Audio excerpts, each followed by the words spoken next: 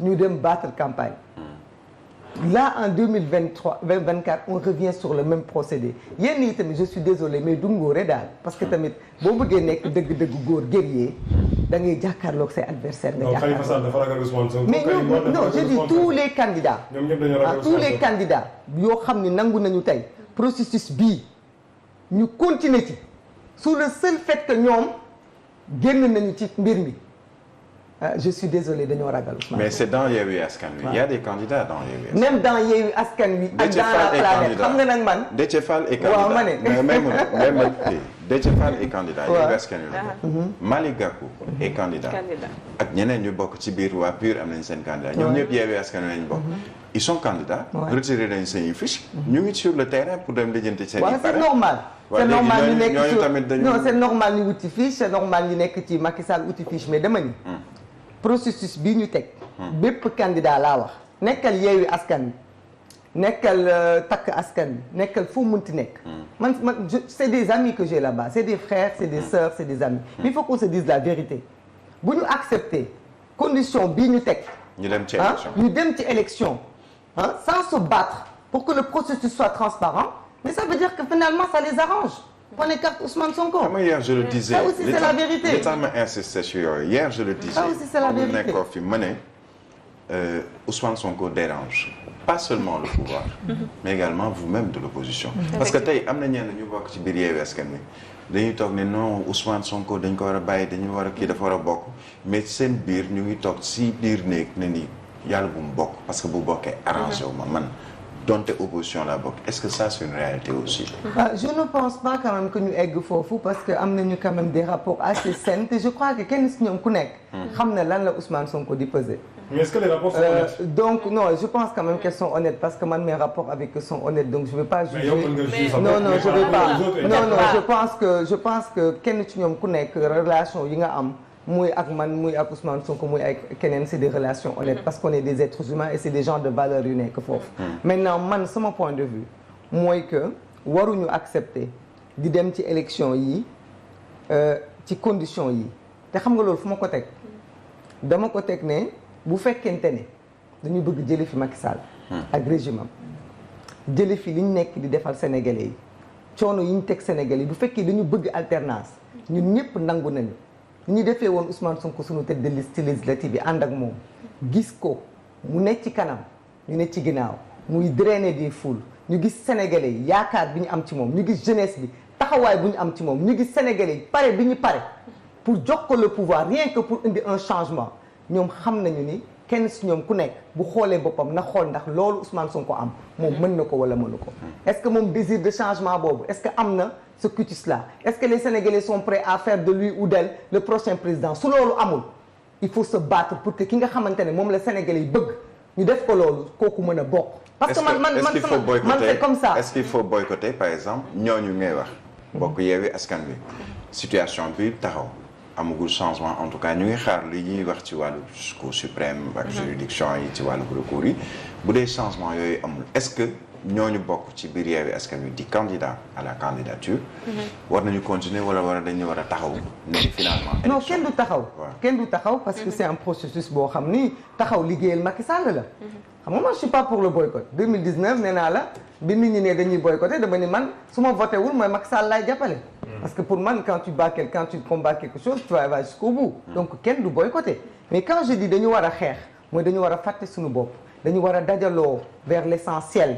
dañu war a waxante ay dëgg xoolante dans les yeux xam ni mbir mi du rek ku nekk na nga jóg dem wuti ay parrainage mbir mi alternance la ñu wax. on doit changer ce régime et on a les moyens parce que les populations sont avec nous. Mais ce sera avec Ousmane Sonko si on se bat pour que Ousmane Sonko bokk. Donc vous êtes prête pour accompagner Ousmane Sonko? Si on se bat, oui, nous pour l'instant on accompagne Ousmane Sonko. D'accord. On accompagne Ousmane Sonko parce qu'on considère que pour Daniel on considère que c'est le meilleur profil pour amener cette alternance. On considère qu'à lui tout seul, il capitalise, je te dis, l'espérance de cette population-là. Ñun amuñu ko comme moom moo ñu ko ëppale te ñun xam nañ ni moom mën na ci Macky Sall dara. parce que moom moo tax Macky Sall nërmeel justice moo tax nag Macky Sall nërmeel administration avec la DGE moom moo tax Macky Sall violé toutes les lois ministre de la justice am di jëfur ci plateau yi di wax loo xamante ne moom jàngaleewu ko moom moo tax ñu organiser Sénégal ni mu tëddee nii yëpp depuis des années pour lan pour moom mu bañ a bokk kon nag kii nga xam ne moom moo tiital mag gouvernement bi ba ñu jël ko moom moo tax Macky Sall sax renoncer à sa 3e candidature pour ne du ma bokk waaye moom itamit du bokk mu jaral ko loolu alors que ñëpp xam nañu Macky génnewul loxoom ci mbir yi parce que ma ngay defar ay directoire de campagne ma ngay defar ay pôle parrainage ma nga ca biir ba ca biir kon nag ma ne Ousmane Sonko moomu am loolu te aw ma ko te yow Birame amoo ko bu ko gisoon ci beneen candidat damay dem jàppale candidat mais Maïmouna 2012 donc je considère que candidat yi war nañu Maïmouna 2012 da nga waxoon ne da nga am confiance ci Macky Sall moo taxoon nga jàppale ko bien entendu da nga bëggoon alternance vis-à-vis bu maanaam 3e candidature bi nga xamante ne Abdoulaye mu ngi ko def ak 12 ans bi mu def alors aujourd'hui nga ne Macky Sall il a trahi le Sénégal justement pour ma déggee ci li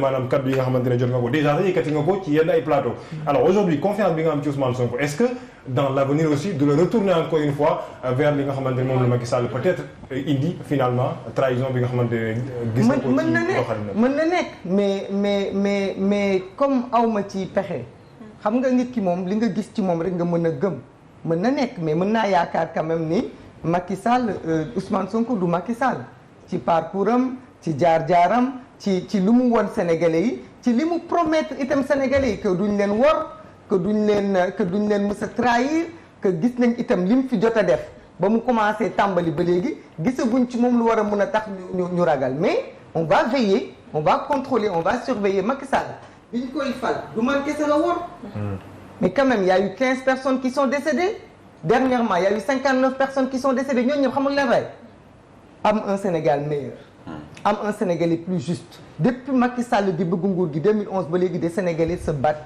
meurent pour que ce Sénégal soit meilleur et on continue de se battre mais on n'a pas le droit quand même d'un plan B pour Yewwi Askan Wi xam nga li ngay wax sànq effectivement Sonko populaire c'est un phénomène loolu ñëpp nangu nañ ko mais si Sonko ne part pas à la présidentielle est-ce que mën naa yekkale luñ naan yekkale ne ni man dew ma jëf nañ lépp pour ma bañ a dem dugal nañ ma ci lu ne du ma mën a bokk waaye man maa ngi jël samay militants samay sympathisants ne leen wotal leen diw l'essentiel mooy changement boobu mën a am waaw xëy na loolu mun na nekk mais li may njëkk a invité daal l'opposition bi ma bokk mais c'est possible mooy que ñëpp non xaw ma moom lan lay décider def parce que ça peut être une probabilité ou une possibilité ce que je pense être une probabilité c'est que un candidat de l'opposition gagne ces élections parce que on a déjà gagné on a déjà gagné lors des législatives on est arrivé à quelques voix devant l'Assemblée nationale et depuis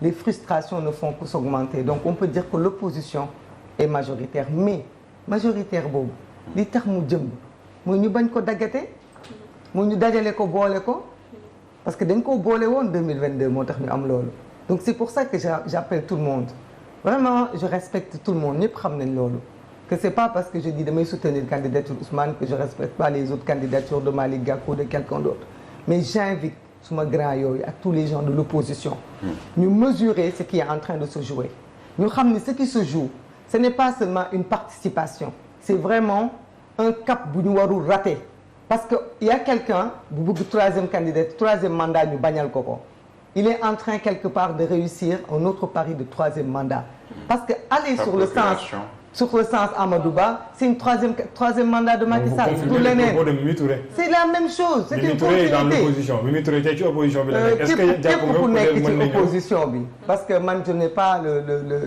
les cutus wala les tickets pour dire kan moo nekk ci opposition kan moo ko nekkul Sénégalais yi ñoom ñooy juger ku ñu jàpp ni opposant nga wala doo opposant donc je considère que ku ne boppam opposant la li ma ci xam mooy kenn ku nekk war nga toog ci sa lël nga ñu jéem a lëlu ñun opposition bi ñun ñi bëgg boog jëli fi Macky Sall malgré que nañu wuti parrainage malgré que nañu def les procédures mais nañu waxtaan ñu xool plan B ak plan Z ak comment faire pour que en tout cas l'opposition puisse présenter un candidat qui va gagner dès les premiers tours parce que loolu aussi bu ñu ko deful tey on le fera au recalage des parrainages et des fois il faut quand même anticiper être honnête parce que ñun fii lañu 2019 fekk candidat yëpp dem wuti après ñu créer C25 xaw ma C27 biñ leen recalé taxaw bii dañu recalé yuuxu ils vont être recalés je leur dis ici devant vos plateaux yéen a ngi dem te xam ngeen ni du ngeen jàll. waaye Yewwi Askan Wi. non du Yewwi Askan bi kese opposition bi yëpp.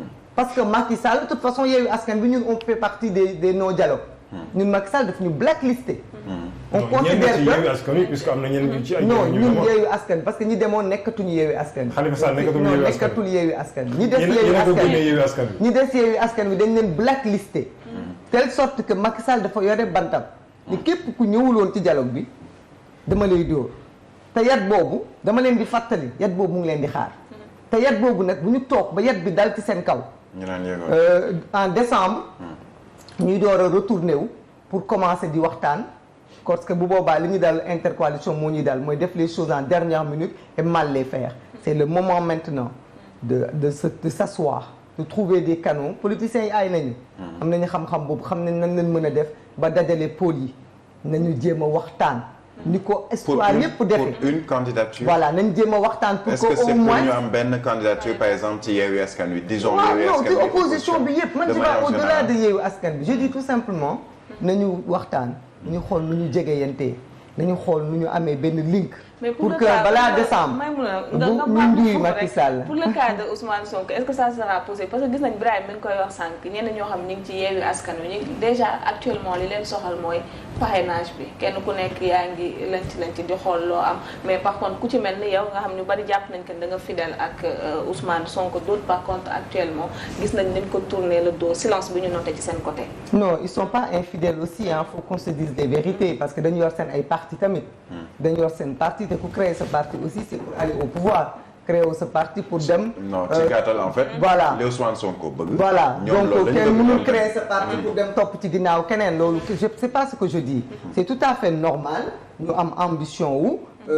dem aux élections taxawal seen parti dem wut seen ay parrainage redynamiser seen ay parti parce que ça fait des années ñu ngi ci loolu di ci investir taxawal seen ay parti am seen ay ambition ay nit ñu nekk seen ginnaaw ambition loolu je l'encourage au contraire mais je dis tout simplement bu ñu defee loolu ba pare nañu xool ku nekk ci ñoom xam fii ñu jëm man est-ce que mën naa dara Macky Sall yow mënal nga ko dara Birahim bi de la ñu yaakaar ni moo ko gën a mënal dara mais nañ leen jéem a xool nan la ñuy fexee ba Birahim ni Macky Sall bañ ko nasaxal l'affaire c'est plus parce que c'est trop facile de dire Ousmane Sonko justice wax na lii rek on laisse tomber parce que j'attire l'attention parce que li DGE def il pointe du doigt le processus électoral foofu lay ñëwaat parce que si tu acceptes que DGE am sañ-sañ ne Ousmane Sonko du jël ay fiches c'est-à-dire que DGE moo organiser élection transparence élection bi yow loo ci wax c'est le ministre de l'Intérieur qui organise les élections le fichier électoral on l'a pas la carte électorale ça pose problème yeneen ak yeneen loolu moo tax ma ne dañ ko war a dajale xeex est-ce que warul nekk seen combat actuellement jamono ji muy transparence bu processus électoral bi xam nga nit ki mënoo gën a bëgg nit boppam ñun on n'est pas candidat ñun on n'a pas dit que ñun am nañu pexe force citoyenne jiite réew mi te on respecte les Sénégalais nag c'est pas parce que dañoo manqué ambition wala dañoo amul courage mais bis bu ñu jàppee ni liggéey nañ ci Sénégal lu war a mën a tax ñu def ko su boobaa kenn duñu ci xaar te bu ñu ko waxee yëkkatee suñu loxo kenn du ne fu ngeen ko teg mais jàpp nañu tey matee guñ ko mais ñi nga xam ne ñoom ñoo jàpp ni ñoom ñoo war a remplacer Macky Sall nekk ay président war nañu jël tous les dispositifs pour que processus bii ñu jëm mu bañ a am benn irrégularité parce que ça ne sert à rien d'aller à des élections pour après ngay contester ay résultats ça ne sert à rien li ñu daloon fii 2022 dal ñu mooy ay mandataires ñu jël leen jënd leen wala ay bureaux yoo xam ne amoo fa mandataire